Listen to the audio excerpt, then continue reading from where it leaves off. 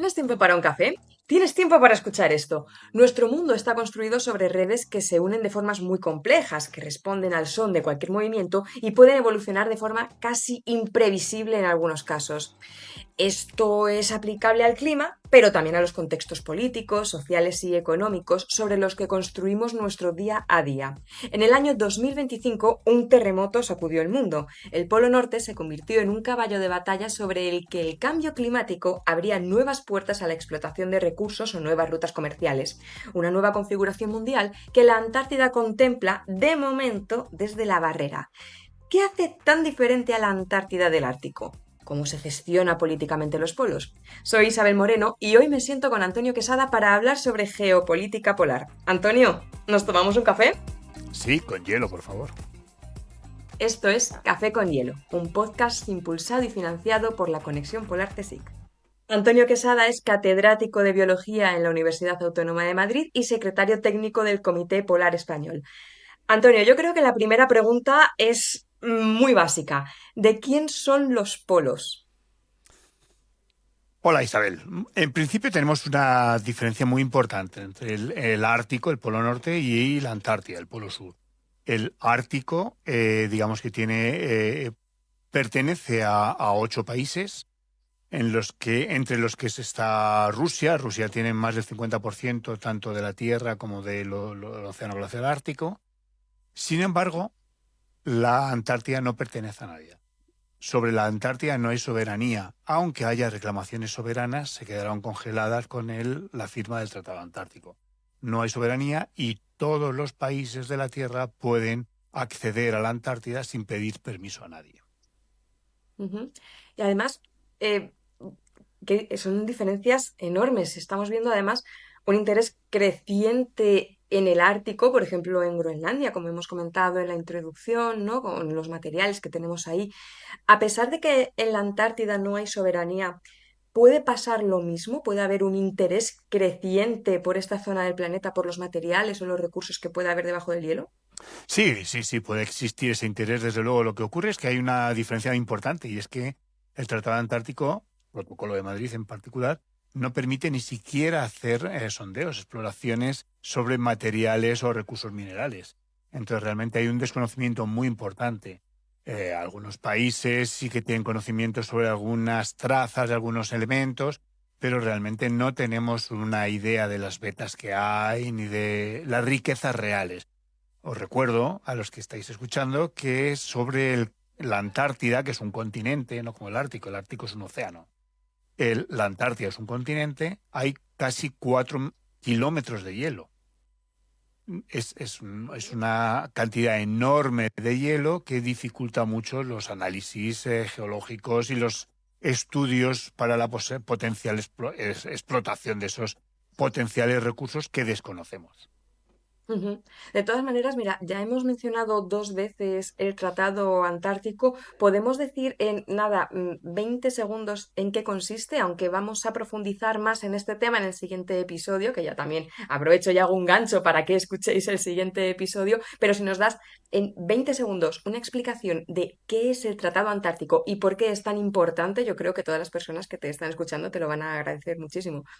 El Tratado Antártico es un acuerdo entre un número de países, en este momento somos 59 países, que hemos firmado que estamos de acuerdo con ese Tratado Antártico, que considera que la Antártida no pertenece a nadie. Estamos todos de acuerdo, la Antártida no pertenece a nadie y es el continente dedicado a la paz y a la ciencia. Qué bonito, Y qué bonito. están prohibidas las Continente dedicado a la explotaciones. paz y a la ciencia. Sí, yo creo que eso, buah, yo casi, casi me lo tatuaría, ¿no?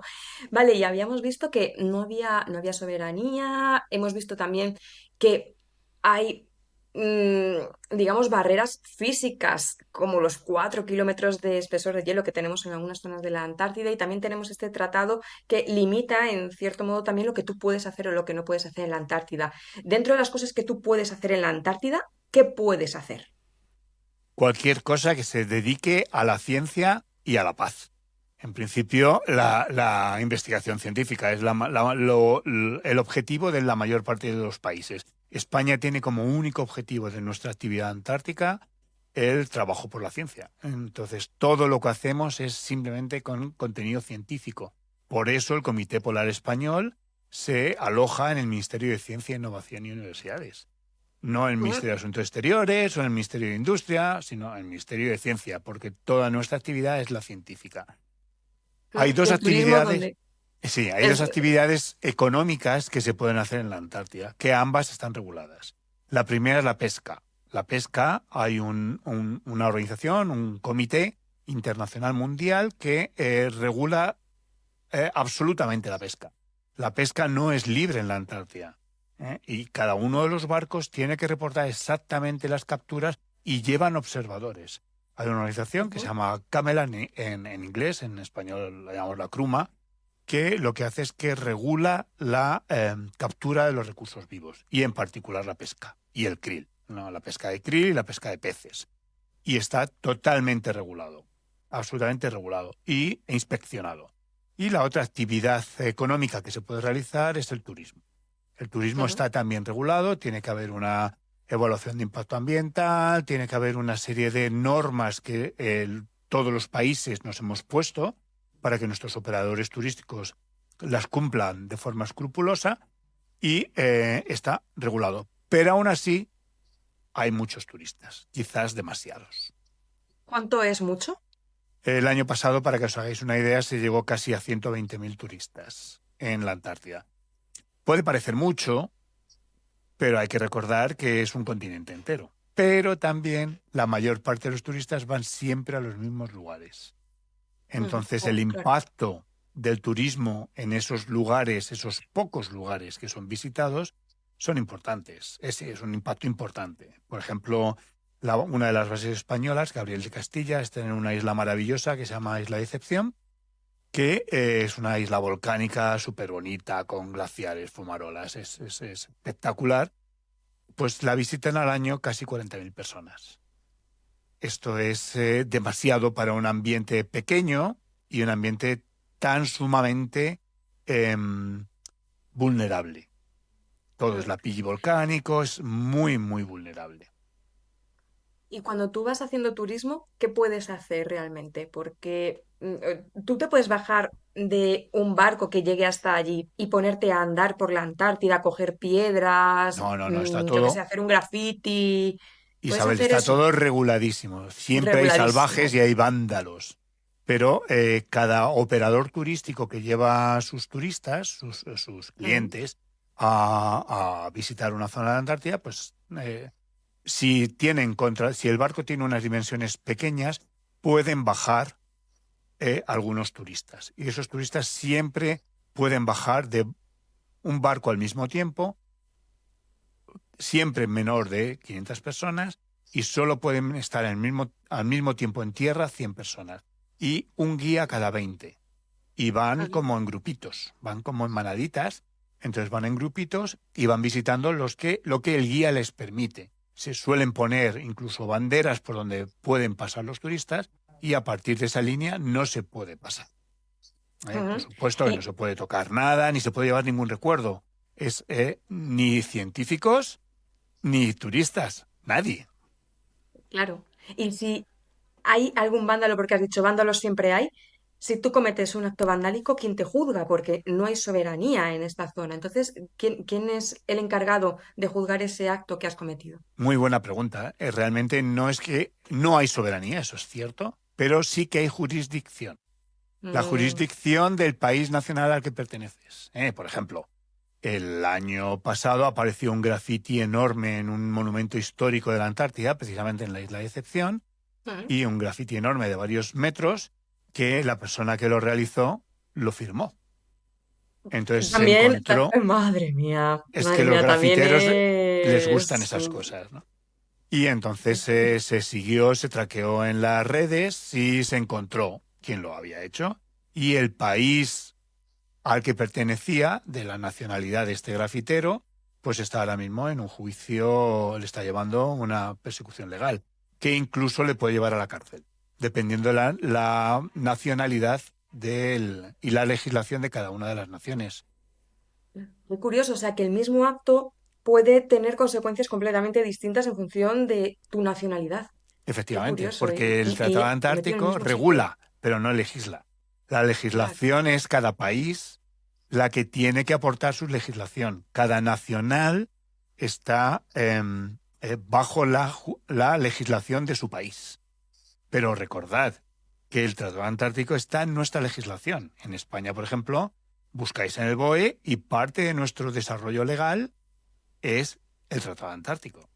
O sea, el Tratado Antártico está en nuestra legislación. Qué bueno, qué bueno. Decías además un continente para la ciencia y para la paz, todo muy regulado. Una pregunta, el turismo, además, decías que era muy elevado, aunque a lo mejor alguien de Baleares puede decir que va a ser eso elevado, pero si a nosotros nos visitan millones de personas y también somos muy pequeños, ¿no? En superficie. ¿También se piensa regular el turismo para el futuro? Sí, estamos ahora trabajando precisamente, yo creo, el punto de inflexión de los 120.000 turistas del año pasado o del anterior. Supuso un darse cuenta de que realmente estamos excediendo la vulnerabilidad de los ecosistemas. Estamos llegando a un nivel en el que puede haber efectos que sean mayores que mínimo y transitorio. Esa es la frase que utiliza el Tratado Antártico del Protocolo de Madrid para decir lo que no se puede hacer. Cualquier Ujú, cosa que supere ese límite no se puede hacer. Entonces, ujú. fue a partir de ahí cuando se decidió hacer un nuevo marco de regulación del turismo, en el que se regule el número de turistas, qué es lo que se puede hacer, hasta dónde pueden llegar, cuántos puede haber en cada sitio. Entonces, en eso estamos trabajando ahora de una forma muy activa. España está participando de una forma especialmente activa. Tenemos mucho conocimiento sobre turismo en el país. Somos uno de los Sí, países sí. más importantes en cuanto a acogida de turistas y Ujú. tenemos mucho que decir. Entonces estamos trabajando mucho en la regulación, que se espera que para el año 2028 tengamos una nueva regulación sobre el turismo. Parece muy lejos, pero a nivel de Ya, Tratado Antártico es ya. inmediato. Todas las cosas en el Tratado Antártico, recordad una vez más que es un consorcio de 59 países. Entonces, Sí. 59 países realmente que se pongan de acuerdo porque en el Tratado Antártico todo funciona en base al consenso. No a la unanimidad, no se vota, hay que consensuar. Y entonces realmente es una actividad que diplomáticamente es muy compleja, muy compleja. Muy compleja y muy bonita. A mí me parece muy bonito, ¿no? Cuando puedes llegar a consensos, cuando debes llegar a consensos para tomar decisiones y actuar en consecuencia, a mí me parece también que muestra lo que somos capaces de hacer como humanos. Y pensando en lo que ocurre en la Antártida y que esto funcione de esta manera, se me ocurre la siguiente pregunta, pensando otra vez lo que está pasando en el Ártico, la protección que tiene la Antártida y esta regulación que además va increciendo según pasa el tiempo, ¿se puede replicar en el Ártico de alguna manera? Bueno, primero te quería comentar que lo más bonito realmente del tratado es que además los que saben dicen que es el único tratado que funciona de todo el mundo. O sea, que ¡Ah! realmente es importante. Y en Eso ya cuanto al Ártico, el protocolo de Monreal que también ayudó a que sí, ayudó se mucho, ¿no? limitasen las El protocolo de capas de Montreal. ozono. Pero Pero volvemos a, volvemos sí, a el nuestro Ártico tema. realmente es un ámbito totalmente distinto. No podemos compararlo. No se puede utilizar porque hay soberanía en los países. Cada país tiene la capacidad de decidir sobre su propia actividad. Entonces, en su propio territorio. Es territorio de los países. Solo en todo el Ártico, incluido el Océano Glaciar Ártico, solo hay un trocito que se llama el Banana Loop, que es muy pequeño y que no tiene jurisdicción, no pertenece a nadie. Eso es todo. Todo lo demás pertenece a países y hay incluso una zona que está en, em, discusión sobre la pertenencia, a quién pertenece. Así que ¿Cuál realmente es? es lo que se llama la montaña de Lomonosov, que es Ujú. subacuática, submarina, y entonces los rusos dicen que procede de su plataforma continental, Canadá dice lo mismo y Groenlandia dice lo mismo. Entonces realmente es muy importante porque dependiendo de a quién pertenezca esta cadena montañosa subacuática, submarina, se extiende las aguas territoriales. Wow, qué Y entonces eso da interesante. acceso a más trozo del océano a cada uno de los Sí. países. Así que Y realmente eso ta- es. Pero no podemos comparar, no podemos decir, a partir de ahora vamos a hacer el Ártico un ambiente libre de actividad militar y solo para la paz y la ciencia porque pertenece a los países. Es como si a ti te dicen que a partir de ahora Extremadura va a ser un ámbito de paz y felicidad. Pues probablemente sí, porque Extremadura es maravillosa, pero Estamos de acuerdo. los extremeños tienen algo que decir. Claro, claro, por supuesto. Yo creo que también estarían de acuerdo en que fuese una tierra de, de paz, que lo es, además es un sitio, como has dicho, maravilloso, maravilloso. Y hablabas además de esta guerra que había, bueno, a ver, guerra entre comillas, ¿no? De a quién pertenece esa zona, que hay tres países discutiendo sobre si es suyo, si no, y esto es muy importante para el propio país, pero también, claro, a nivel de una ruta comercial o a nivel incluso de cómo se gestiona el mapa político final o el mapa comercial a nivel mundial. Todo esto tiene muchísima repercusión, como también lo tiene el cambio climático abriendo nuevas rutas, sobre todo en el Ártico, ¿no? En este aspecto, ¿tú cómo ves, cómo pinta este panorama geopolítico con el cambio climático abriendo estas nuevas rutas comerciales, favoreciendo que se pueda explotar recursos en sitios donde antes no era tan fácil porque había muchísimo más hielo? ¿Esto cómo lo ves? Pues sinceramente tengo que ser pesimista. Yo no soy pesimista, pero en este caso tengo que serlo, ¿no? Hay mucho que decir. O sea, realmente la apertura de la ruta del noreste y del noroeste por Canadá, del noreste por Siberia y del noroeste por Canadá, son inminentes. La del noreste a través del Océano Glaciar Ártico en la parte rusa. Se supone que en 4 o 5 años va a estar abierta en verano. En cuanto sean más de 4 meses continuos sin hielo, va a ser posible una navegación comercial rutinaria. Esto tiene muchísimas implicaciones geopolíticas. Imaginaros que esto hace que se reduzca muchísimo el tránsito, por ejemplo, por el canal de Suez o incluso por el Ah, canal de Panamá. Entonces, imaginaros todos los puertos del Mediterráneo que van a perder un montón de actividad a través por el tránsito por el norte.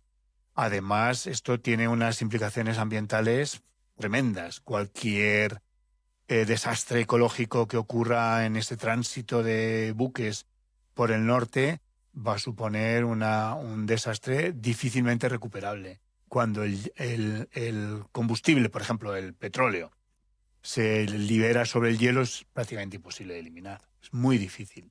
Sobre el agua sabemos, sobre el hielo es muy difícil. Las condiciones son terribles. y en este sentido, además, si ocurre un desastre ambiental, eh, es responsabilidad del país soberano en esa región hacerse cargo de eso, ¿no? Y podríamos confiar en que los países que poseen, entre comillas, el Ártico, sean responsables de ese tipo de gestión. ¿O también eres pesimista en ese sentido? ¿Tú crees Bueno, que... hasta ahora teníamos dentro del Consejo Ártico. El Consejo Ártico es un grupo de los 8 países, más lo que se llaman Mm, los participantes permanentes, que son los representantes de los diferentes pueblos indígenas del Ártico, más una serie de países observadores, 13 países observadores, entre los que está España. Teníamos una serie de grupos de trabajo y uno de ellos es que se llama EPPR, que es estar preparado ante los desastres ambientales o desastres de cualquier ujú. tipo, ¿no? Y este Consejo Ártico ha funcionado muy bien hasta que hubo la invasión de Rusia, o sea, cuando Rusia invadió Ucrania. En ese momento la actividad del Consejo Ártico se paró porque nadie quería trabajar con los invasores y entonces se puso en pausa. Entonces todos los grupos de trabajo están empezando a arrancar ahora, después de 4 años. Y estamos empezando a trabajar otra vez de nuevo y este grupo de trabajo de desastres, que no solo incluye vertidos de combustible, sino también incendios. Uno de los problemas más serios que hay en el Ártico ahora son los incendios. Mm. Es curioso, pero pensar que en el Ártico los incendios son importantes son tremendos, porque van por debajo de tierra. Mm. Y además, en otro episodio ya hemos hablado de cómo los incendios afectan también al albedo, cómo afectan también al hielo. O Efectivamente. sea que en realidad, fíjate que todos los episodios terminan estando entrelazados de alguna manera o de otra. Pero sí, sí, continúa, perdona, que te No, he no, cortado. que realmente lo que es realmente curioso es que la situación geopolítica ahora mismo se está disparando hacia el Ártico. O sea, el Ártico es, si tenemos una visión polar desde arriba de la Tierra, el Polo Norte, vemos que realmente Rusia y Estados Unidos y Canadá están al lado. O sea, cruzando por el Ártico se llega en nada. Entonces es una zona súper militarizada, muy militarizada. Y además muy desigual, porque mientras que el Ártico ruso tiene una cantidad enorme de recursos militares, enorme, el Ártico no ruso tiene muy poquito, no tiene apenas. O sea, Estados Unidos apenas tiene en Alaska casi nada, Canadá es prácticamente cero, Groenlandia poquísimo, y sin embargo Rusia tiene más de 100 instalaciones militares de alto nivel en el Ártico ruso, arriba del todo, muy al norte, o sea que están a un salto de piedra para llegar. Recordemos que el océano glaciar ártico es muy pequeñito, que es del tamaño del Mediterráneo, o sea, es realmente pequeño. Entonces él Que lo vemos en los mapas así extendido y parece que es enorme, pero en realidad tú cuando lo pones en perspectiva no es tan grande. efectivamente. Entonces la geopolítica, la geoestrategia mundial hoy en día está en el Ártico. O sea, es indudable que el Ártico juega un papel fundamental y tenemos que estar pendientes porque es ahí donde... Por eso fue lo que ocurrió hace unas semanas con la amenaza de invadir Groenlandia, que sinceramente creo que no se ha terminado. Esto va a ocurrir, de una forma u otra va a ocurrir. Porque Y con es muy esto goloso, pero no es en cuanto a las rutas. Fijémonos en el mapa y las rutas de transporte están muy alejadas de Groenlandia, muy alejadas. Lo que pasa es que el Ártico, y en particular Groenlandia, tiene unas riquezas de elementos raros, minerales raros, impresionantes, que están ahora apareciendo con el deshielo masivo que está habiendo en el casquete groenlandés. Entonces realmente están haciéndose disponible minerías importantísimas a nivel mundial, importantísimas. O sea, Groenlandia tiene las capacidades minerales de algunos elementos fundamentales que igualan al resto del mundo de algunos elementos.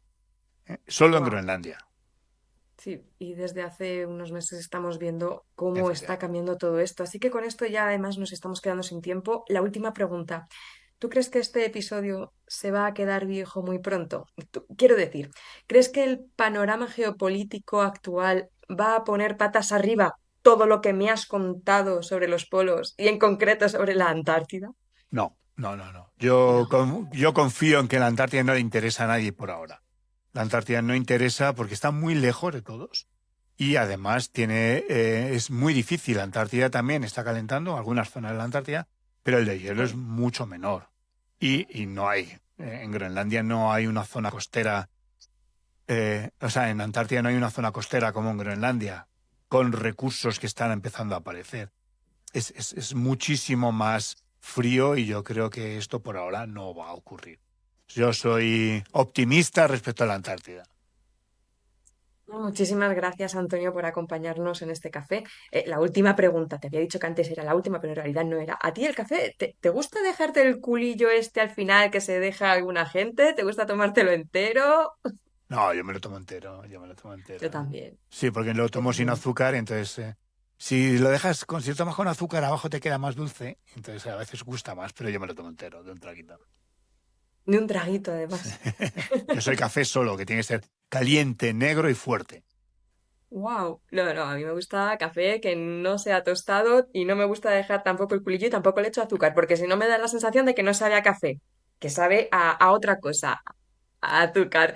Bueno, Antonio, pues quedamos para tomarnos otro café en otro momento. Y Con hielo. con hielo, como siempre. Y quienes estáis al otro lado también, quedamos cuando queráis para tomar otro café, como siempre, con hielo. El podcast Café con Hielo está impulsado por la Conexión Polar CSIC. Ha sido guionizado y presentado por una servidora, Isabel Moreno, y la gestión, edición técnica y difusión la lleva Oikos MSP.